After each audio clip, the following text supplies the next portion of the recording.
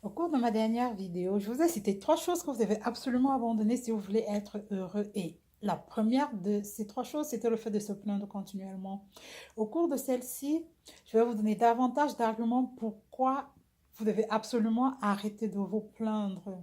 Bonjour, mon nom est Roland Zimo, je suis votre activatrice d'éveil et de bien-être pour la qualité de vie que vous méritez. Je vous souhaite la bienvenue sur ma chaîne. Cette vidéo m'a été inspirée par un article de Stephen Parton, psychiatre américain, publié sur la revue du psychologue Psychopédia, sur lequel je suis tombée, en ce sens qu'il complétait un peu mes deux dernières vidéos, à savoir ma vidéo de présentation et la dernière sur les trois choses qu'on doit abandonner si on veut être heureux. Au cours de ces travaux, Stephen Parton nous explique que se plaindre sur les choses sur lesquelles nous n'avons pas d'emprise ne nous fait pas aller mieux.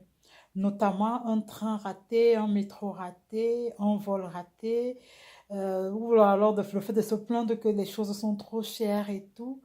L'idéal est d'essayer de trouver une solution quand on est face à une difficulté et non pas de commencer à se lamenter. Donc, il poursuit en disant que lorsqu'on se plaint face à des personnes, euh, le cerveau de la personne en face essaye de reproduire ce que nous sentons, en ce sens qu'il se comporte comme un tampon. Donc, la question est de savoir, sommes-nous des pollueurs ou sommes-nous pollués? Nous devons essayer de nous éloigner de ces attitudes, parce que quelle qu'en soit la situation face à laquelle on se trouve, on doit apprendre à avoir la positive attitude ou à pratiquer de la gratitude. Stephen Parton est allé plus loin en expliquant que lorsqu'on se plaint continuellement, cela déclenche en nous une attitude anxiogène.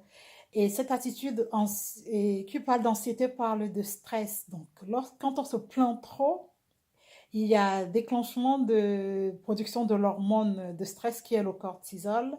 Et en présence du cortisol, l'organisme devient vulnérable. Et qui dit vulnérabilité de l'organisme parle de défaillance du système immunitaire, risque de problèmes cardiaques, risque d'obésité et de diabète. Donc, il nous explique qu'en gros, le stress n'a rien de positif pour l'organisme et que en gros même, il peut être mortel pour l'organisme. Donc, si après toutes ces explications, vous n'êtes pas toujours convaincu de mes explications, qui ne sont pas miennes, qui viennent, comme je l'ai dit, viennent de l'article d'un psychiatre, je vous conseille ce livre de Napoleon Hill. Il s'agit du succès par la pensée constructive. Donc, dans ce livre, Napoléon Hill nous conseille comment on peut avoir du succès à partir de notre pensée. En gros, il revient sur le fait qu'on doit avoir une attitude mentale positive, quelle qu'en soit la situation, et qu'on doit transformer toutes nos pensées négatives ou toutes nos plaintes en pensées positives si on veut avoir du succès. Donc, je mettrai en commentaire le lien de ce livre que vous retrouvez sur Amazon pour qui veut aller plus loin. Et je vous remercie de m'avoir écouté jusqu'au bout. Je vous invite à liker également ma page Facebook Les Bases du Bonheur parce que j'y passe aussi beaucoup de temps. N'hésitez pas à vous abonner sur ma chaîne YouTube pour qu'ensemble, on continue de tracer ce chemin qui conduira vers le bonheur. Je vous remercie et je vous dis à très bientôt. Au revoir.